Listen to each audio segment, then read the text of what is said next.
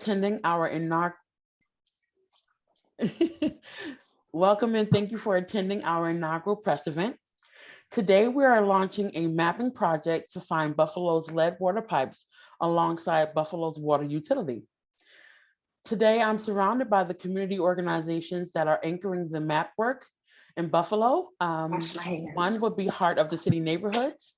I'll introduce myself later. Open Buffalo and Citizens Action of New York.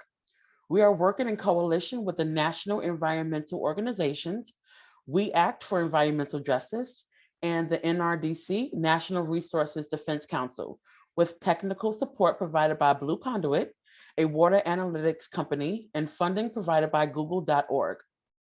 Before we begin today's event, I would like to take a moment of silence for our loved ones that were lost as a result of the May 14th massacre.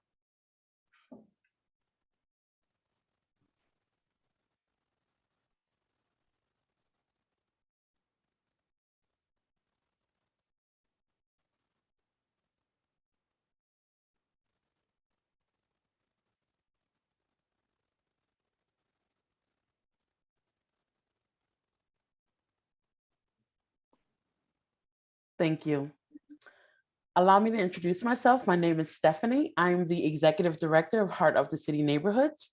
And today I will be your moderator for the event. I am so excited to be joined by my colleagues that I mentioned earlier. You will get to hear a little bit from each of them.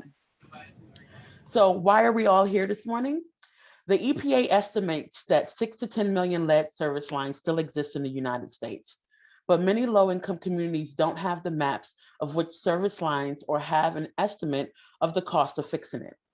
In some small communities or towns like the city of Buffalo, only the publicly owned portions of a pipe is replaced, but the homeowner bears the brunt of paying for any pipe replacements on the property. Partial lead service lines do not reduce the levels of lead in the water, and there is no lead level that is acceptable.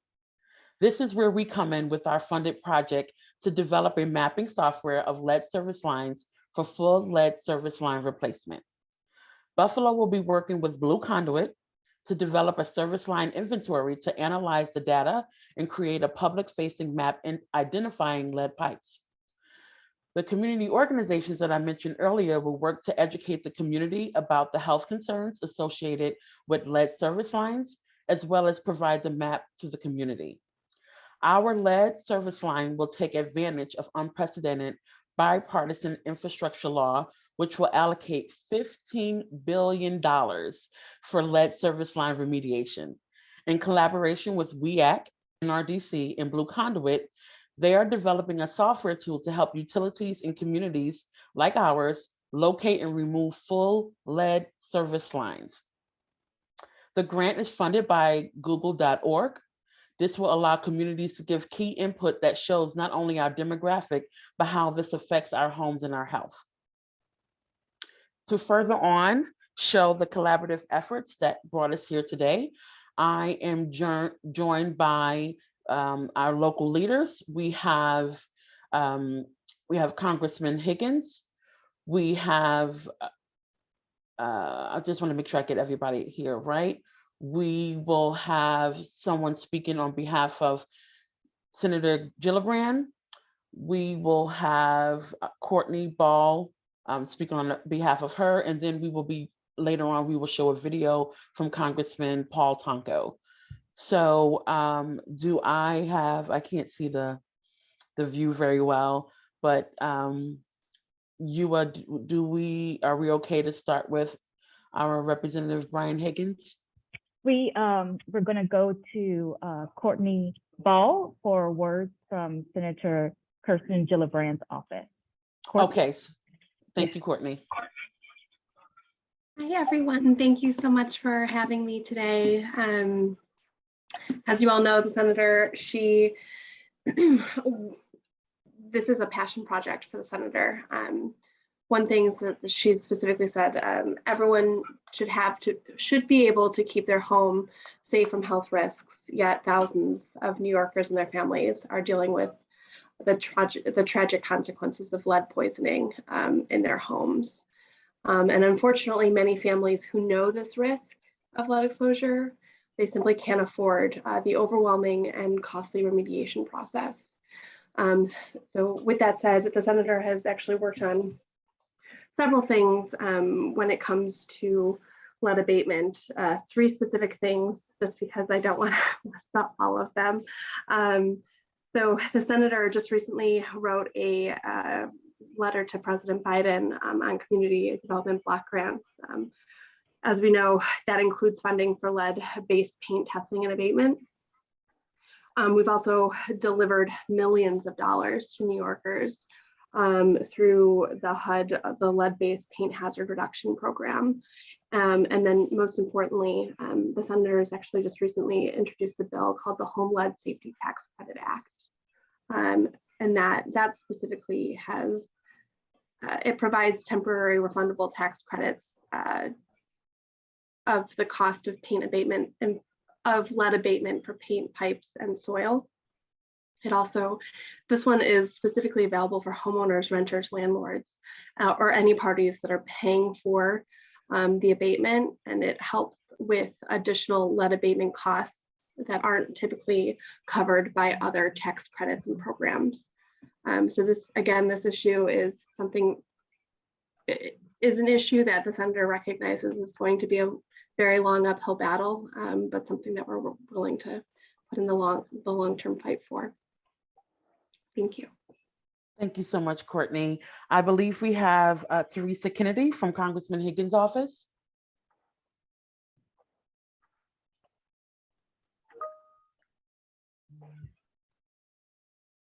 Theresa? Or maybe not. We can just roll video for Paul Tonko. Okay. Can you do that on your end? I'm trying to make sure I don't.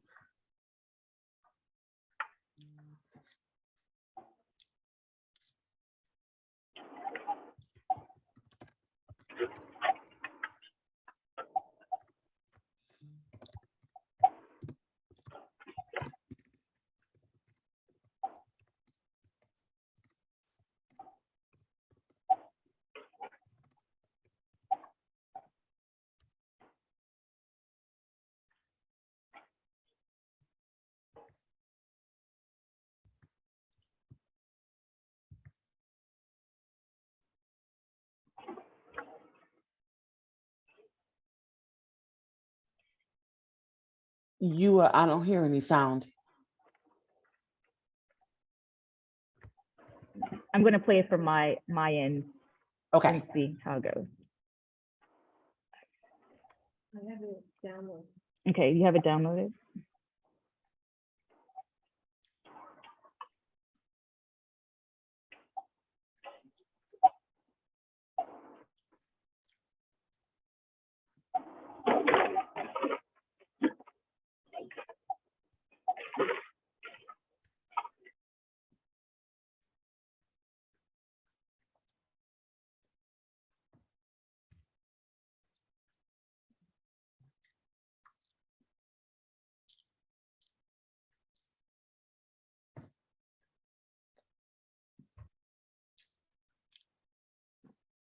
So what we will do is we will move on to the community group, and we allow the community group to highlight their established, well-known, and work as communities.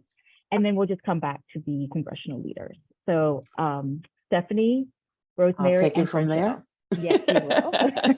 And thank you all for your patience as we deal with our technical difficulties. Either way, know that both both congressmen are very involved and want to make sure that we allocate that $15 billion in the, I think, or $15 million in the appropriate hands, and Buffalo definitely needs it. So in addition to being executive director of Heart of City Neighborhoods, I have the pleasure of being a mom of 2. I fostered to adopt my daughters in 2015. And one of my daughters actually had blood lead levels a little bit over 5. And for many folks, they would say that that's pretty low, because you think of blood the chelation starting at higher levels at 80 and above. I still decided to move beyond just the fostering and adopt both daughters, even though my daughter that had the lead in her blood has affected her life in a major way and affected my life in a major way. She has significant developmental delays, and it affects her ability to regulate her emotions. My daughter has gone through the gamut, where she's been expelled from school 8 times in 1 school year. She has gone through various different treatments and services, and on an average month, I spend about $1,300 out of pocket, in addition to the healthcare plan that my organization covers, so that she can get the services that she needs to be able to function in society. And that's at blood level 5. It is not her fault that she was born in the wrong zip code, and we shouldn't have things like that. Unfortunately, although it's been way past 1965, we still have a lot of redlined areas, and we still have that societal burden that if you're not born on the right side of Buffalo, of Main Street, you have these problems. We're not just talking about just health problems here and there. We're talking about long-standing health issues. My daughter will forever need services and supports. She will never have the ability to live independently. And while I'm fully signed on to that because I'm her mom and I love her to pieces, and I have the resources to be able to make sure that she can be an active person in society, I'm one of the few. There are many families like myself, not adopted, but biological children that have been exposed to these hazards and are dealing with significant challenges. When you have a child that's suspended, what are you going to do if you have a full-time job? You're not allowed to put them in daycare if they're supposed to be in school. What does that do to the child? The significant amount of trauma that they have to face transitioning from school after school after school, being told that something's wrong with them, for them taking on this identity that, why am I bad? And you're not bad. You just unfortunately were exposed to something that was completely beyond your control. I am part of this not only as the lead here in Buffalo at Heart of City Neighborhoods, where we want to focus on green and healthy homes. And we've been an active partner in lead awareness and lead education over the past 10 years. But this is a personal thing that affects me and my family, not just once in a while, but every day. And so I am glad that I'm partnered here and I'm anchored by my sisters in arms, Franchelle and Rosemary, that will share with you how we plan as a community to address this issue in a 3-pronged approach, dealing with people, place, and policy. And so I'll let you know a little bit about how people are dealing with the hidden hazards of lead. And then now I'll turn it over to Franchelle, who will talk to you about place. Hi, good morning, everyone. My name is Franchelle Parker. I'm the Executive Director of Open Buffalo. Our mission is to advance racial, economic, and ecological justice for all Western New Yorkers. I'm honored to sit amongst what I would consider to be environmental and lead experts, but I do not consider myself an expert on lead by any stretch of the imagination. But I am a mother of 2 young girls. And I'm learning alongside many of you that's listening here today. My goal here is to just gain enough information to keep my children safe and healthy. We all know that data is power.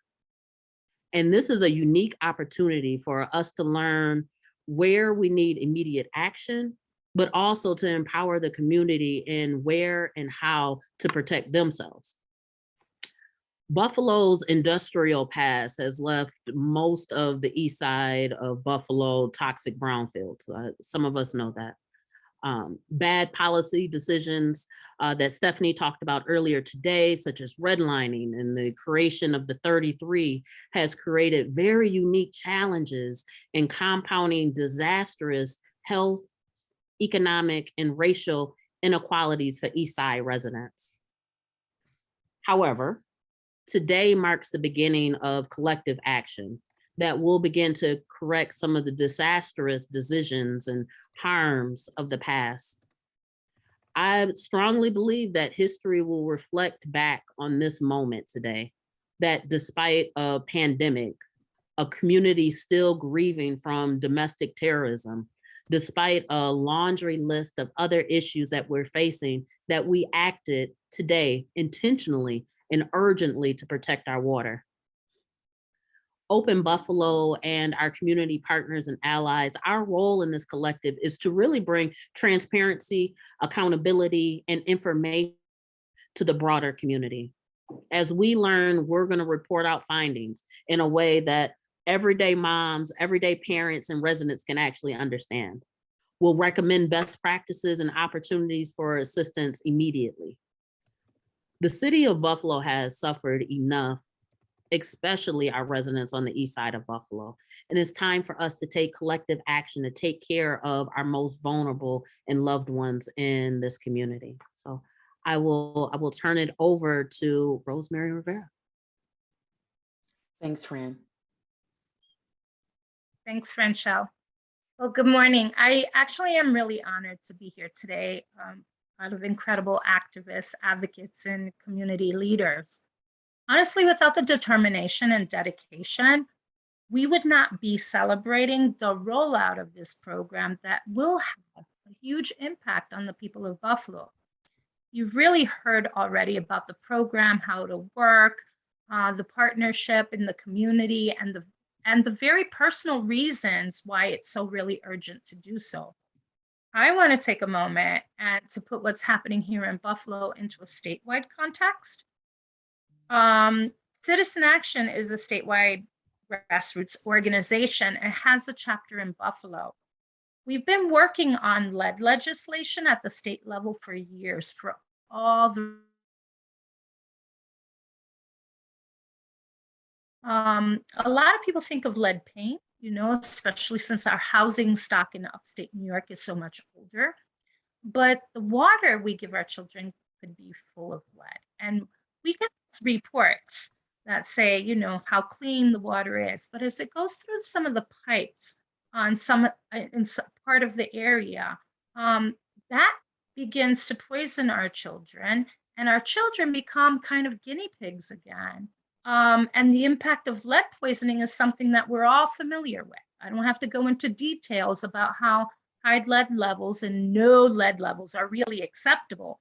Even children exposed to low levels of lead experience health problems, social emotional problems, are at risk of reduced cognitive functioning.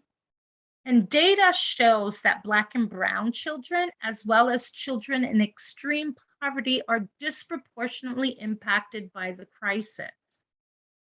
And that is certainly true in regards to the crisis that we're experiencing and that exists here in New York State. Lead poisoning is a racial justice issue.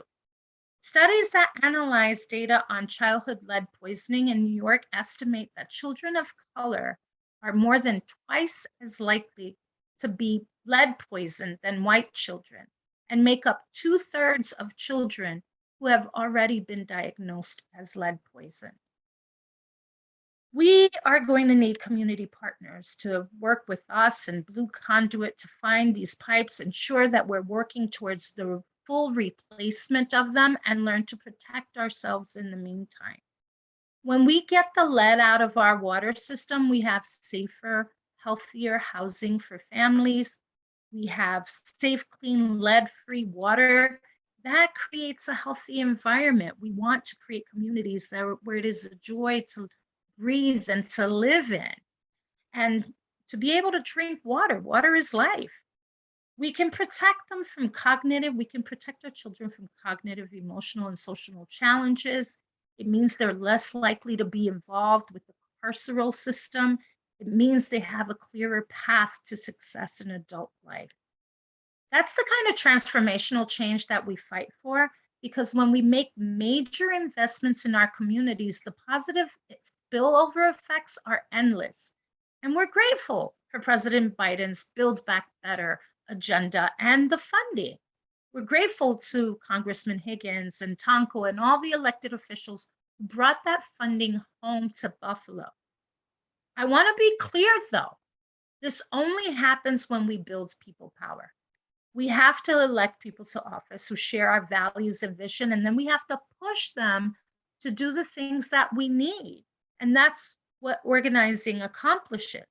We believe that the work of mapping where these lead pipes are will take an engaged community. The work of educating the community, that is something else that we also believe in with community organizations like Open Buffalo, like Citizen Action, in partnership with the community leadership. For instance, you might imagine that to get the lead out of water, you might boil it or use hot water and make baby formula. Boiling water does not get rid of lead. As a matter of fact, hot water is more likely to contain higher levels of lead. So from a statewide perspective, Buffalo isn't alone in this problem. But Buffalo will be leading the way with a program that could potentially be replicated across the state. We can begin to reverse the impact of lead by ensuring that we have some filters. It's why we want to partner with our city, our state, our federal legislators to ensure that we move to a path of full replacement of any pipes that may have any levels of lead. The work of outreach is going to begin on the east side of Buffalo, which is greatly impacted, not only through disinvestment. The rest of the state watched in horror on May 14th as members of this community were targeted simply because of the color of their skin. We need to have the ability to invest in this community to ensure that environmental racism isn't one of the things we don't address. So we hope that if we and when we knock on your door, that we can share with you how you can protect yourself and your children and partner with us against that silent killer. It's a dream killer that could be living in our pipes. Thanks. Thank you so much, Rosemary. Before we introduce OJ, I just wanted to say how much of an honor it is for all of us to be able to have, for you to see our community partners, but also the municipality. In many cases, you probably haven't seen rollouts like today's event because they're still sort of pulling strings and trying to convince our local leaders that this is important. Today, we have our municipality here. We have our sewer authority here. And OJ is going to talk about the importance of how working with the community folks that you heard from today, how we can build better advocacy and build capacity to be able to address these issues that were highlighted. So I will kick it over to OJ. Let's go for it. All right. Thank you, Stephanie. Good morning. My name is Olole McFoy, OJ. I'm chairman of Buffalo Water, as well as general manager of the Buffalo Sewer Authority. I want to just thank you today for the opportunity to briefly speak today. I count myself as just a kid born and raised here in Buffalo in the Ken Bailey neighborhood, and one that gets to look out his window at his high school alma mater. And then out the other window, I get to look at our water intake, which brings in some of the highest quality source water from, of course, the Great Lakes. So I'm excited to be present along with our local partners, Stephanie, Franchelle, and Rosemary, representing Heart of the City, Open Buffalo, and Citizens Action, along with new support joining us from WEAC, NRDC, and my friends at BlueConduit. All of us know and understand the widespread and lifelong damage that lead has, especially in the minds of our youth. And we all have a role to play in eliminating these effects. Each of us brings a specific set of skills and understanding, expertise. You heard Rosemary talking about from a policy standpoint, but we also bring a different and a certain level of trust to this challenge. As Buffalo Water Chair, I can attest that we have made a firm commitment to addressing lead.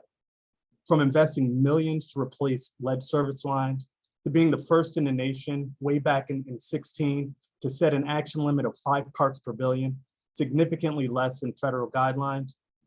to changing our regulations, making repairs to lead lines illegal and mandating full replacement when lead is present, to investing nearly $650,000 to establish a pipe lab in order to study the effects of our water treatment on harvested lead lines out of our system, while we partnered with universities here in Buffalo, in Virginia, and Missouri, all to ensure that our residents are safe. But we know there is significant work to do. We continue to build and refine our data-centric, environmental justice-focused computer model that we use here in Buffalo, and we are excited to add BlueConduit's sector-leading work to our efforts. And while our public records are often dated, being from homes when they are originally built and connected to our public system, we see this inventory work as the next opportunity. Frankly, our records indicate that we have nearly 40,000 lead and or partial lead service lines in our community. That's 40,000. Now we have a cohort of partners that are all focused on engaging and educating our community to identify those in-home lead service lines. A cohort of partners that bring a different level of community, a different level of trust, and we are hoping for a different level of success. And with that, Stephanie, I'll turn it back over to you. Thank you so much, OJ. And now we are going to hear from Sheila from BlueConduit, who's going to discuss the importance of the mapping, possibly show some maps in places like Flint, Michigan, and the benefits of this mapping project. So Sheila, you're up. Thank you so much. Good morning, everybody, and thank you, Stephanie, for the introduction. My name is Sheila Lal, and I'm here to speak about mapping lead service line data. So BlueConduit, which builds machine learning software to support efficient lead removal, is part of this convening coalition to provide resources to Heart of the City neighbors, Open Buffalo, Citizens Action, and the City of Buffalo as they build on their community-centered lead service line replacement plan. Part of our contribution to this effort is through the development of mapping tools, which are informed by best practices in public health communications to support Buffalo Water's public engagement efforts. While this map will support EPA compliance for a publicly accessible inventory, simply complying with the lead and copper rule is not enough. The map has to be useful to the end user. Effective mapping can restore trust between map maker and map user. So this entire project is about to kick off, which means we don't currently have all of Buffalo's data.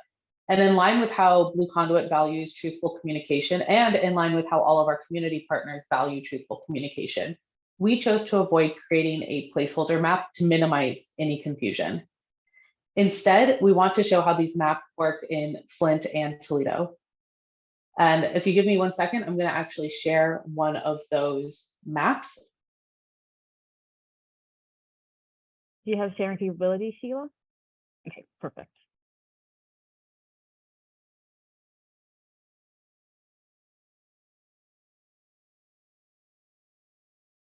Actually, I think it might make more sense for you to share the Flint map, just the based on how Zoom does screen sharing.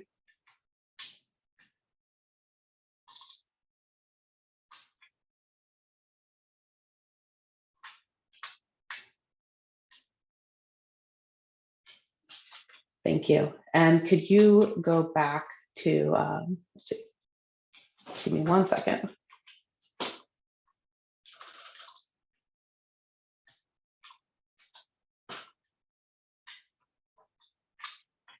And yeah, could you go back to the main image? Yeah, fantastic, thank you. So the Flint pipe map was the first BlueConduit informed map, specifically designed by and for the community that we served. If you could scroll in, Ewa, we can start to see that it was designed to provide full information about the current state of the service line, the likely material at the addresses where the material has yet to be verified, and what residents can do to get their service line replaced. So Ewa, please click on any of the colored parcels.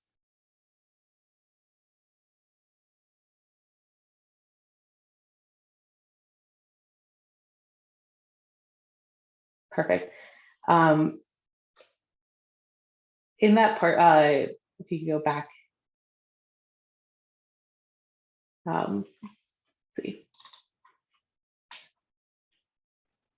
So when the parcel information does pop up, you should be able to see a full list of information depending on the parcel. So it'll say worst case scenario. So actually, this is the best case scenario, that the water line was replaced. It previously had copper and now or it previously had lead and now it has copper, and it was replaced on a certain date. And this is more information once you click into the parcel itself.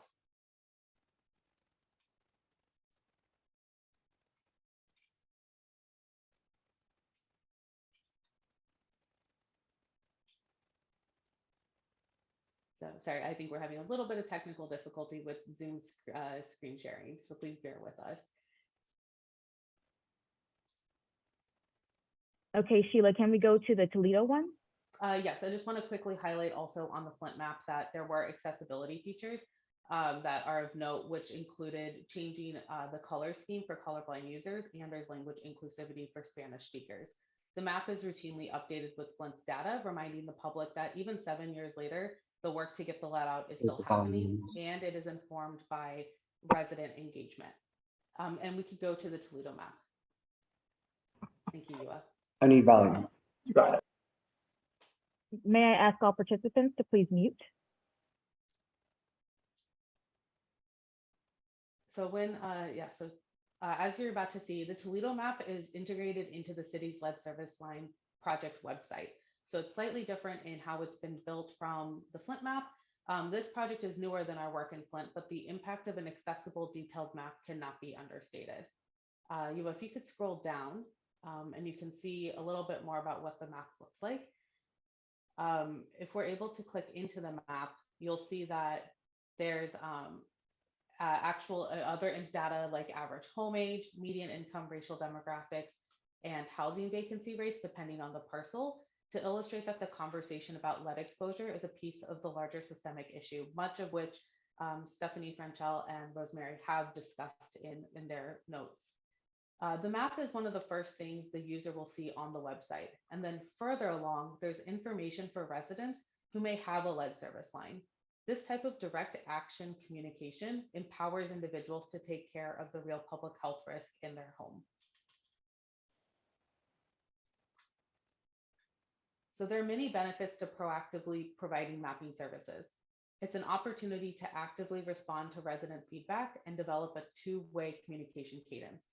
Anecdotally, across our project areas, community groups and individual residents positively respond to a high-quality map, and we recognize that a map is only as good as its intent and development. And you can go ahead and stop sharing your screen. Thank you. I want to reinforce that maps must be useful for residents. Otherwise, the entire exercise is moot. Residents deserve to have full information about their parcel, their neighborhood, and their city so they can best advocate for their health and well-being. And with that, I'll end my remarks and turn it back over to Stephanie. Thanks so much, Sheila. And thanks everyone again for your continued patience. I have the pleasure of, I see that we have a great guest here, United States Representative Brian Higgins, who serves New York's 26th Congressional District. That includes portions of Erie and Niagara counties. Congressman Higgins has worked with federal agencies to inform about the hazardous conditions of lead contaminants rates, and has been very vocal about the urgent need to eliminate lead contaminants in our water sources. Thank you, Congressman Higgins, for being here to give us and share some time with us to share a few remarks. So, Congressman Higgins, if you're ready. I am, thank you. I apologize, I was testifying at a committee hearing on the issue of infant and maternal mortality in the budget committee today. So I just finished up. So thank you all for your leadership on this initiative. It's very exciting. Most good things that come out of America are public-private partnerships. It indicates buy-in from every sector of our economy. And the infrastructure bill will go a long way to helping communities like mine, Buffalo, New York, to replace lead water lines. You know, the fact of the matter is, over the past 40 years, we've spent billions of dollars cleaning up our waterways, our lakes, our rivers, our wastewater treatment facilities. And yet the scourge of lead pipes carrying fresh water into a residential home is still with us. And it's a problem that's pervasive, and hopefully we can get a handle on it. The city of Buffalo has initiated to replace old lead lines prior to the pandemic, but through the pandemic and the American Rescue Plan, there are millions of dollars available to older communities like Buffalo, $115 million to New York State alone, from which our sewer authority in Buffalo and our mayor are going to accelerate the rate of replacing old lead lines. But this initiative through Google, through the federal government, will go a long way to identify and to expedite the replacement of these lead lines, so that kids that are subjected to cognitive problems, kidney problems, because of lead content in what they presume to be and what they have every right to expect to be clean water is a very, very important issue. So I'm not going to take any more time. I'm going to let you continue, but I just want to thank you for your leadership. We need your involvement desperately. There are communities in Buffalo, neighborhoods in Buffalo that are disproportionately stuck with this problem, that need immediate action toward the goal of remediating and replacing lead pipes that are carrying drinking water into homes in Buffalo. So thank you very much. Thank you so much, Congressman, and thank you for your time today. And now we will start the video from Congressman Tonko.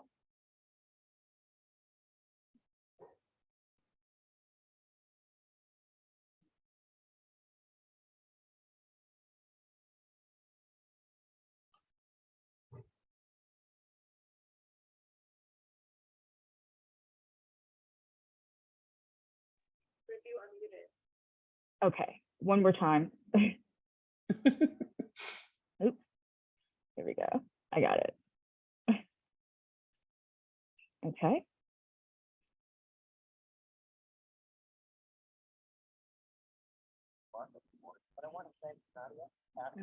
You can't hear it? I can hear it in the background. I am so grateful. Yeah.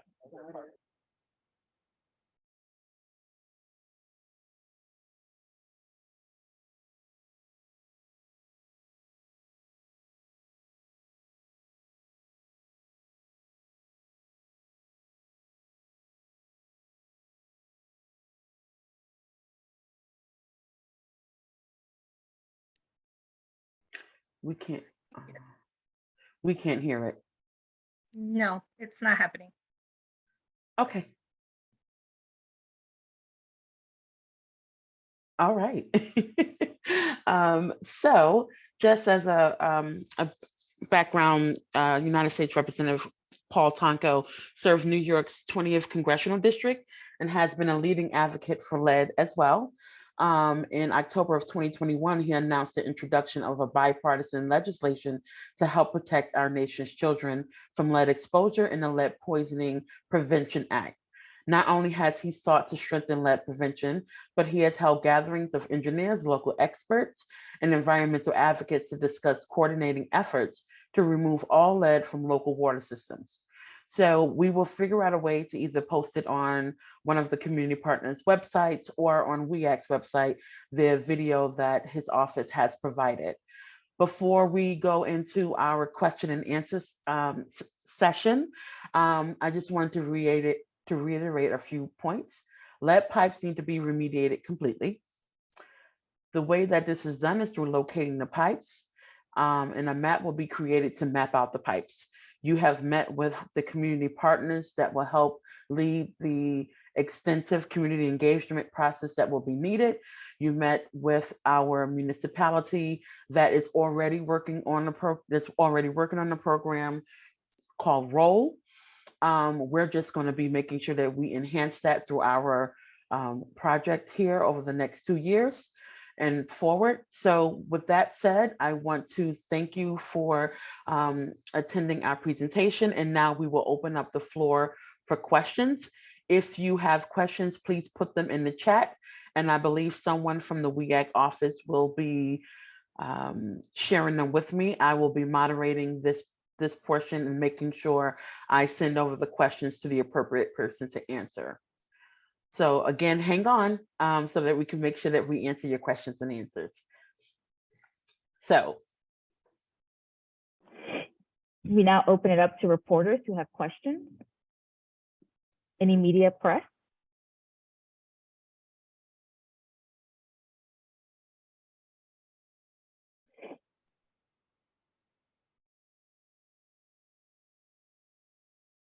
that means we were really good. You were very informative. We left nothing on the table. Were there any comments from any of our community partners that maybe felt that there was something that they missed out on, or just something that rang a bell as other folks were talking that they wanted to share really quickly? Sheila? Yes, I'd be remiss if I didn't mention that the Flint Map was made in partnership with NRDC, that it was not like a pure BlueConduit driven project, that we've had incredible support of NRDC the entire way, and really want to give them a shout out for their sustained work on mitigating the impact of lead pipes. And then second, that none of this convening would have happened without the generous support of Google.org, the philanthropic arm of Google that is working to use open source machine learning, data science, and technology to support community-led efforts in dealing with issues that hit home the hardest. Thank you, Sheila, for making sure you made that clarification. And again, for highlighting our wonderful partners. I believe there was a chat, but I don't know which screen I'm looking at. So We had a question that read, where would the money come from to remove these lead pipes? thank you, OJ, for unmuting yourself. I was waiting to be called on.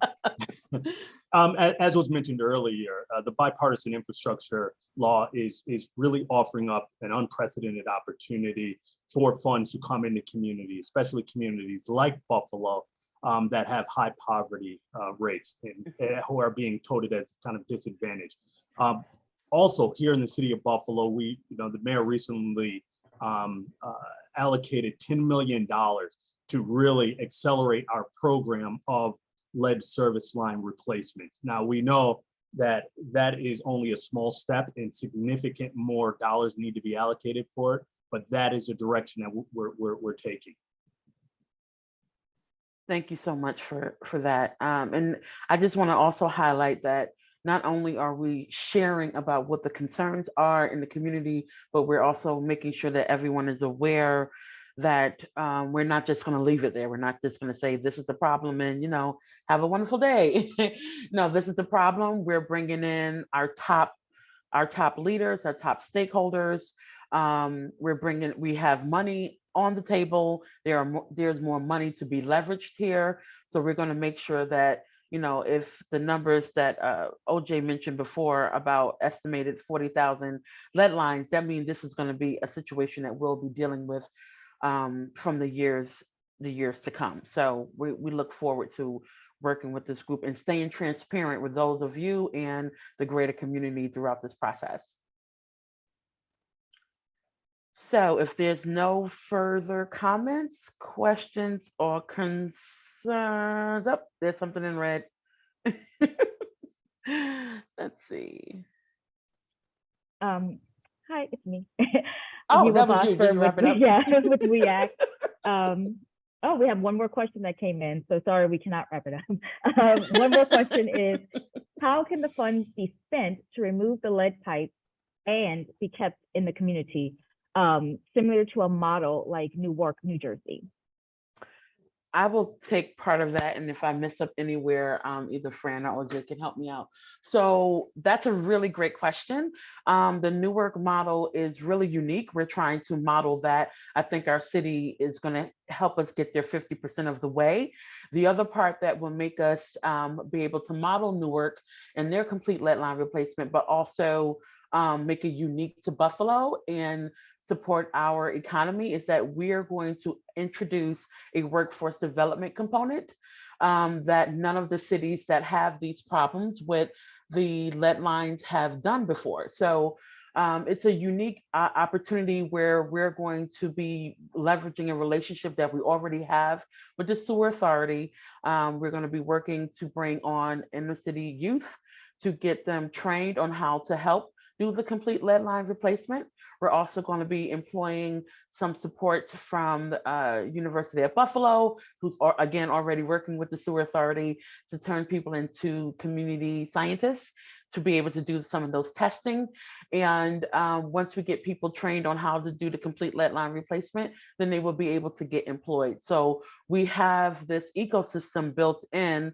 It will be a trial, but so far the trial that we had for another program that we have with the City of Buffalo for stormwater management has been a great success. So we think that with having all the partners that we have at the table and the fact that we have almost 40,000 lead lines, we will keep people employed. We will have the trained capacity to do so, and we will be able to model and do what we've seen in Newark, but accelerate it in a much more meaningful way. So if I forgot anything, or you guys let me know. Okay. Now, y'all tricked me before when I tried to wrap up. I'm gonna wrap up. Thank you all for making time to participate in our inaugural event today. There is so much more to come. I ask you to please stay connected to the organizations that were mentioned. Again, we're talking about WEAG, NRDC, BlueConduit, Open Buffalo, Citizens Action, and Heart of the City Neighborhoods. The City of Buffalo is partnering with us, so any information regarding the infrastructure work you can probably find on Heart of the City's website. We will leave the municipality alone and let the community do the community stuff so that they can do what they can do best. We thank you so much for your time. We thank you for our elected officials who made such a great effort and is championing Buffalo, making sure that we get the money into the right hands. You all have a wonderful rest of your day and have a great one. Thank you.